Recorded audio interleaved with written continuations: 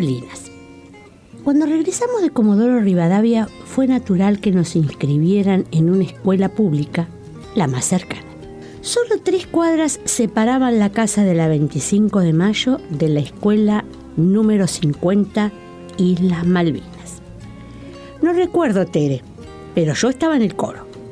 Y en todos los actos patrios cantábamos la Marcha de las Malvinas, que iniciaba diciendo: tras su manto de neblinas, no las hemos de olvidar.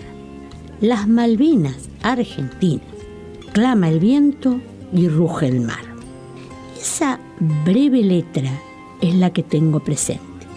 Lo que recuerdo claramente es el sentimiento con el que la entonábamos. En muchas tardes, en el soleado comedor, veo a mamá y a las tías rodeando la mesa. Todas tejiendo semejaban una postal de las damas mendocinas, solo que ellas se ocupaban de evaluar a los hijos de las conocidas y amigas.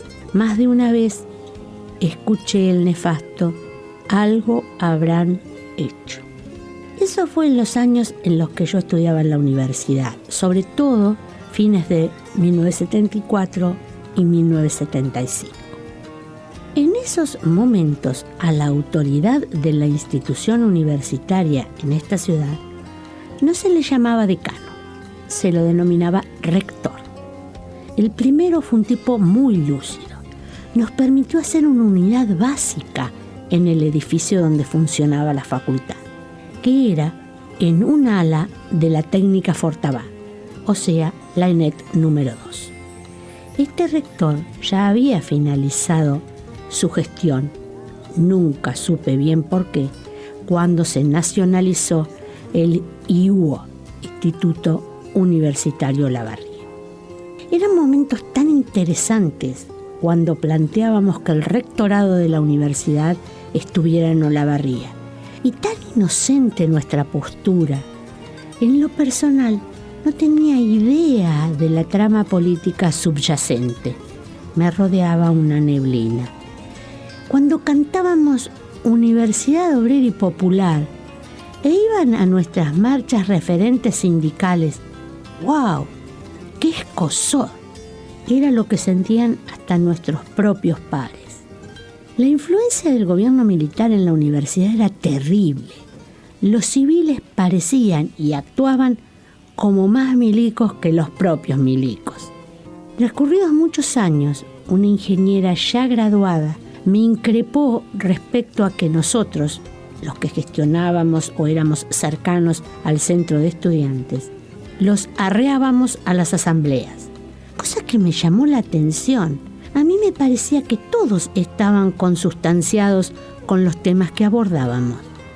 Posteriormente, a fines de la década del 70 e inicios de los 80, la continuidad de los gobiernos militares convenció a la gente de Olavarría en particular y a gran parte de los argentinos de que ellos eran los salvadores.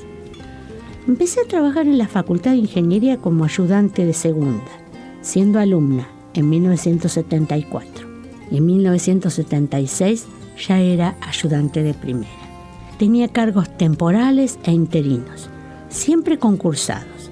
Es decir, yo había empezado mi carrera y a trabajar en la Universidad del Sur. La presencia de la derecha, a través de la CNU, Confederación Nacional Universitaria, fue letal en Bahía Blanca. Nací en Olavarría, aunque por supuesto la política acá estaba neutralizada. Habían desaparecido los centros de estudiantes con la impronta anterior. Se practicaban deportes y otras actividades culturales, sin tener una gestión con mirada política. Cuando pasamos a ser Universidad del Centro, inicialmente en lo inherente a los planes de estudio, no hubo cambios radicales. En 1982, el día en que pasaron los tanques del ejército argentino por la avenida del Valle, a la altura de la Facultad de Ingeniería, rumbo a la Ruta 51, estábamos en clase de álgebra. Como las clases teóricas estaban a cargo de profesores viajeros de La Plata, Buenos Aires o Bahía Blanca, En las clases de práctica siempre había que hacer una revisión para contextualizar y que los estudiantes pudieran abordar el correspondiente trabajo práctico.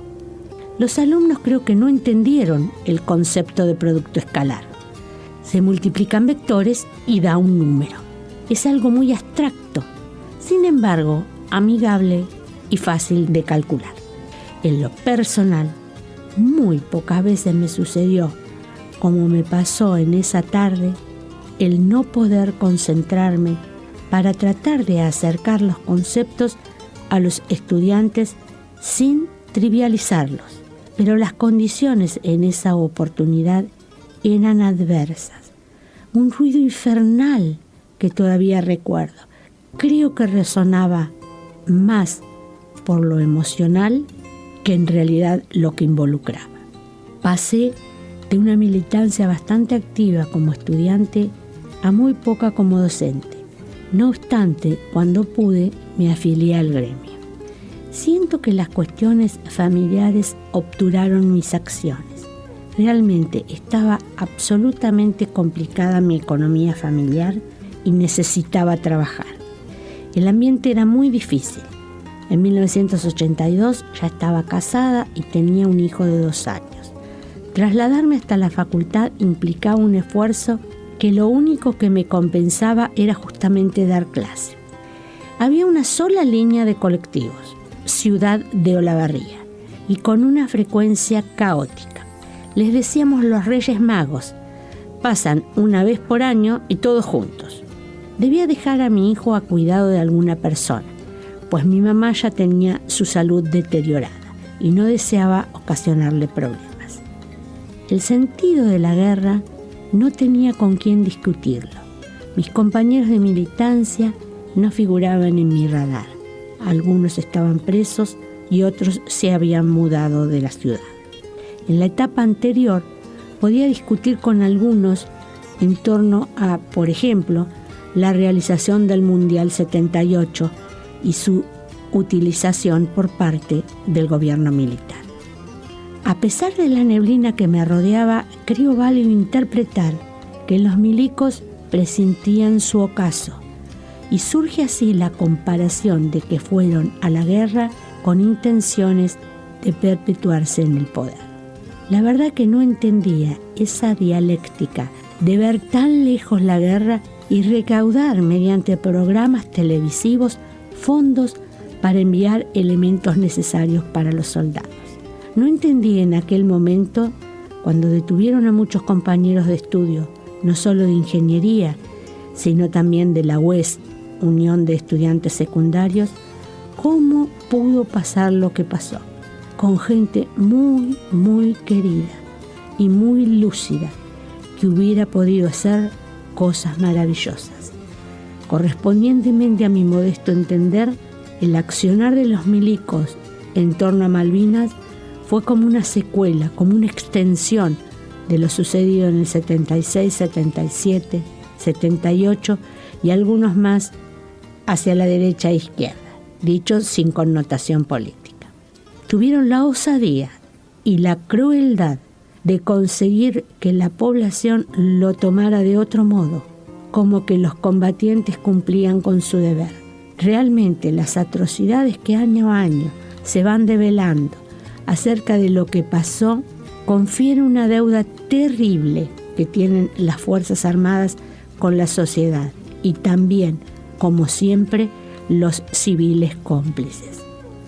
Muchos de mis compañeros mayores habían hecho el servicio militar, era obligatorio. Algunos solicitaban prórroga para poder finalizar la carrera y lo hacían con posterioridad. En 1976 se produjo la modificación de la edad para realizar el servicio militar. Inicialmente era a los 21 años, posteriormente fue a los 18. Así, el último grupo de 21 años fueron los nacidos en 1955 y el primero de 18 fueron los nacidos en 1958, con lo cual los nacidos en 1956 y 1957 no fueron llamados al servicio militar. Pero estaba el rumor de que, de hacer falta, hasta ellos podían ser convocados. La franja etaria coincidía con mis compañeros colegas iniciando sus trabajos como docentes. En nuestro país fue emblemático el caso Carrasco. Se realizó un proceso judicial para esclarecer la muerte de Omar Carrasco, asesinado en 1994 mientras cumplía con el servicio militar en Zapala, provincia de Neuquén. La repercusión de este caso, por lo que arrojó la correspondiente investigación, impactó en que el servicio militar dejara de ser obligatorio. Habían transcurrido 12 años de la guerra. Hubo muchos Omar Carrasco antes, durante y después de Malvinas. Es adecuado, aún con este exceso de tiempo, que se produzca una restauración y que se corra el manto de neblina.